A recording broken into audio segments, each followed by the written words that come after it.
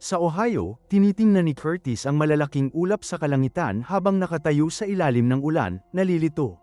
Dahil sa halip na tubig ay lumalabas na langis ng motor. Gayunpaman, ito ay isang panaginip lamang at ang panahon ay talagang maganda.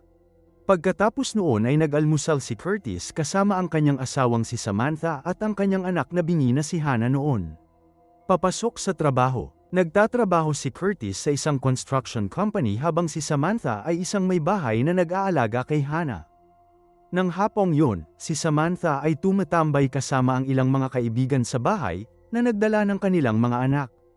Para sa isang petsa ng paglalaro, napansin ng isa sa kanila na si Hannah ay nakakuha ng isang mapanganib na piraso ng kahoy na may mga pako, kaya Samantha, kailangang sumugod sa labas para pigilan siya dahil ang pagsigaw ng mga babala ay halatang hindi gumagana.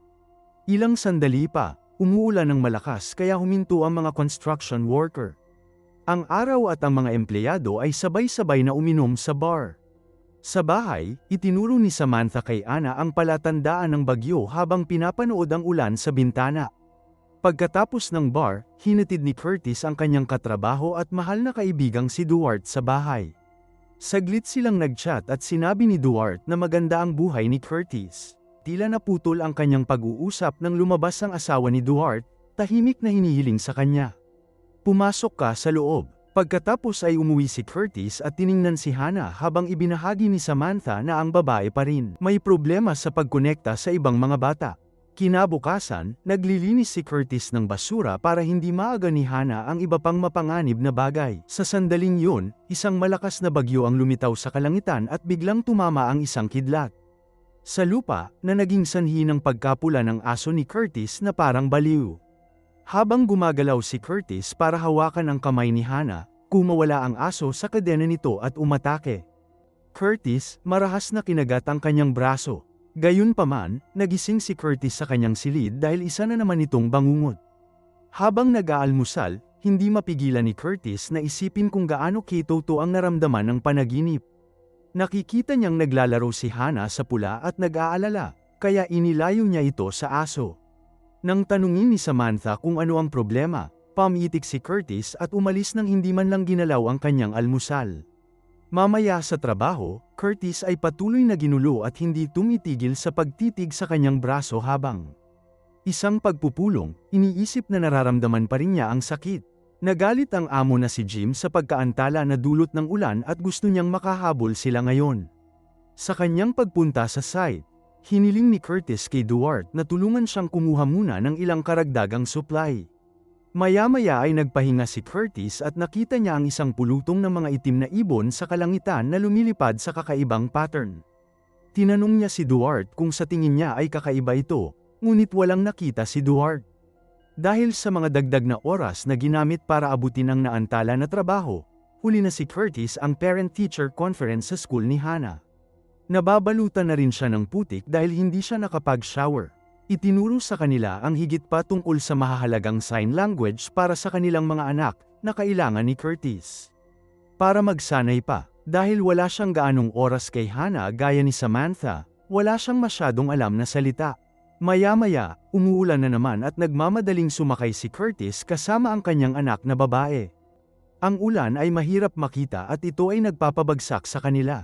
Dumudugo ang ulo ni Curtis pero okay lang si Hannah. Sa sandaling yun, lumitaw ang mga lalaki sa labas ng kotse at sinimulang basagin ang mga bintana. Pinipigilan si Curtis habang ang iba ay kinikidnap ang babae. Biglang nagising si Curtis na sumisigaw, napagtanto na isa itong panaginip. Pagkatapos ay bumaba siya na mukhang medyo may sakit. Napansin at nag-alala si Samantha, ngunit nangako si Curtis na sipon lang ito at sinabihan siyang umalis. Ang fair kasama si Hannah. Habang ibinibenta ni Samantha ang kanyang mga paninda at nakikipagtalo sa mga kliyente tungkol sa mga presyo, kinuha ni Curtis ang mga karagdagang supply na nakuha niya sa trabaho at nagtayo ng bakod sa paligid ng bahay ng aso bago i-lock. Pula sa loob nito, humihingi ng tawad sa kawawang lalaki. Ngayon ay dapat niyang gawin ang paglilinis ng basura, ngunit siya ay ginulo ng isang pinto na patungo sa isang kanlungan ng bagyo. Hinanap ni Curtis ang susi sa isang lumang garapon at nagawa niyang buksan ito, pagkatapos ay bumaba siya doon upang isaalang-alang ang isang bagong ideya.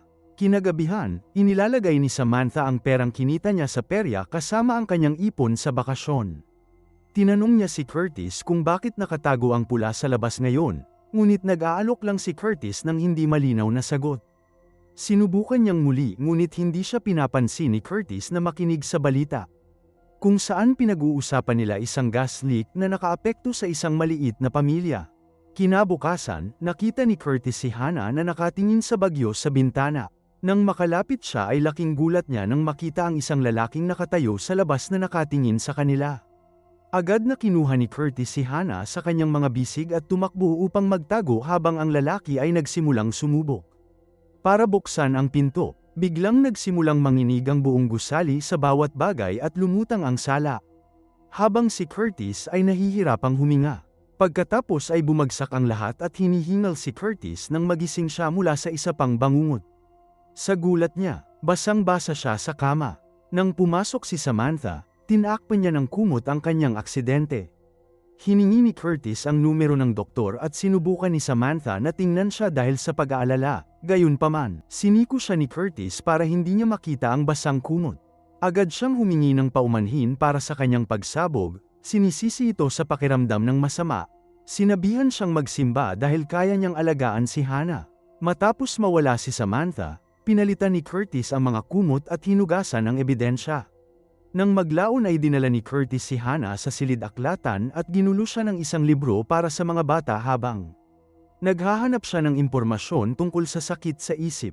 Sa kanilang pagbabalik, huminto sila sa isang grocery store upang bumili ng maraming dilatang pagkain. Dahil dito, nahuli sila sa tanghalian kasama ang pamilya ni Hannah na hinuhusgahan siya sa pagkawala. Simbahan. Sa hapon, sinimula ni Curtis ang paglilinis ng kanlungan ng bagyo at iniimbak ang lahat ng dilatang pagkain. Dinala niya in case of emergency. Pagkatapos ay nanatili siya roon na nagbabasa ng mga aklat sa aklatan. Makalipas ang ilang sandali, sa wakas ay nagpatingin si Curtis sa isang doktor at ipinaliwanag na nahihirapan siyang makatulog. Sa loob ng 4 na araw. Sa una ay iniisip ng doktor na hindi ito isang malaking bagay. Kaya sinabi rin sa kanya ni Curtis ang tungkol sa mga bangungot. Pag-amin niyang basa siya sa kama at ramdam niya ang sakit ng kagat ng aso.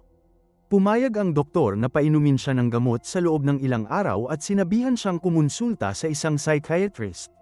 Sa Columbus, samantala, bumisita si Samantha sa ahensya ng seguro upang magtanong tungkol sa operasyon upang maibalik. Pandinig ni Hannah. Buti na lang na-approve ang request niya at sasagutin lahat ng gastos dahil si Curtis ay may trabahong nag-aalok ng napakagandang patakaran. Kasabay nito ay pumunta si Curtis sa batika upang kunin ang kanyang gamot at nagulat siya sa kanyang nalaman. Hindi niya kailangang magbayad ng maraming salamat sa kanyang insurance. Sa gabing yun, ang pamilya ay may isang napakagandang hapunan ng magkasama habang ipinagdiriwang nila ang mabuting balita. Ngunit hindi sinasabi ni Curtis sa kanila ang tungkol sa kanyang gamot. Habang naghahanda para matulog, nagsimula na si Samantha sa paggawa ng mga plano para sa isang bakasyon mula noon. Hindi na sila mag-aalala tungkol sa pera. Palihim na iniinom ni Curtis ang gamot sa banyo. Kinaumagahan, nagising si Curtis na nakakaramdam ng pahinga at napansin ni Samantha na mas malusog siya. Masyadong. Gayunpaman sa trabaho, nakikipag-chat pa rin si Curtis kay Duarte tungkol sa tamang dami ng pagkain para sa isang silungan. Biglang nagsimula siyang makarinig ng kulog sa kalangitan na malinaw pa rin. Tinanong niya si Duarte at wala siyang narinig, kaya natarante si Curtis at tumakbo sa isang bin para magtapon. Pataas nahihirapan sa panic attack, umalis si Curtis sa kanyang trabaho at nagsimulang magkaroon ng problema sa paghinga. Habang nagmamaneho, kaya itinigil niya ang sasakyan para sandali at makontrol muli. Nang sa wakas ay kalmado na siya, napansin niya ang isang lugar na nagbebenta ng mga lalagyan at nagpapalawak ng isa. Ang kanlungan. Ilang sandali pa ay binisita niya ang kanyang ina, na hindi maganda ang ugali dahil sa mabigat na gamot. Lumalabas na nagkaroon siya ng paranoid schizophrenia sa halos parehong edad na ngayon ni Curtis. Nag-aalala siya na baka ganoon din ang mangyari sa kanya at sinusubukan niyang magtanong, ngunit hindi niya masyadong naaalala ang mga nakaka-stress na taon na yon. Pagkatapos ay tinawagan ni Curtis ang kanyang doktor upang ipaliwanag na hindi siya maaaring magmaneho hanggang sa Columbus. Isang psychiatrist, kaya humingi siya ng alternatibo. Nang gabing yun ay kinakalkula niya kung magkano ang gagastusin upang gawing isang buong bunker ang kanlungan. Kinaumagahan pumunta siya sa bangko at kumuha ng pautang sa pagpapaganda ng bahay nang hindi nagpapalam. Kanyang asawa at hindi pinapansin ang mga babala ng kanyang ahente. Nang maglaon sa trabaho, humingi ng tulong si Curtis kay Duarte dahil gusto niyang kumuha ng ilang kagamitan. Magtrabaho upang itayo ang kanyang bunker. Labag ito sa mga patakaran, ngunit sumasang-ayon si Duarte na tumulong. Tinanong din siya ng isang nag-aalalang Duarte kung ayos lang siya, at tiniyak ni Curtis sa kanya na siya. Pagkatapos ng trabaho, pumunta si Curtis sa isang lokal na tagapayo at ibinaba ang lahat ng kanyang mga teorya batay sa pananaliksik. Ginawa niya, ipinaliwanag ng babae na siya ay isang tagapayo lamang kaya hindi siya maaaring mag-diagnose sa kanya o magreseta ng anuman. Ngunit maaari silang mag-usap para gabayan siya nito sa kanyang krisis. Nagsisimula siyang magsalita tungkol sa kanyang ina, na isang araw ay umalis sa pamilya at ang kanyang ama ay kailangang bumangon. Siya at ang kanyang kapatid. Kalaunan ay natagpuan siyang kumakain ng basura mula sa isang dumpster at kinailangan nilang ilagay siya sa isang ospital ng estado. Nagsisimula na rin siyang magbukas tungkol sa kanyang mga pangarap.